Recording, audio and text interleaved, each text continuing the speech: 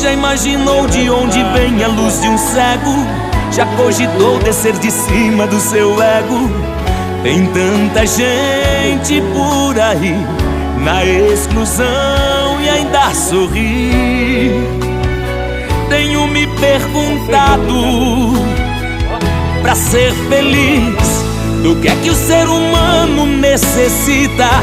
O que é que faz a vida ser bonita? A resposta, onde é que está escrita? Pra ser feliz, o quanto de dinheiro eu preciso? Como é que se conquista o paraíso? Quanto custa pro verdadeiro sorriso?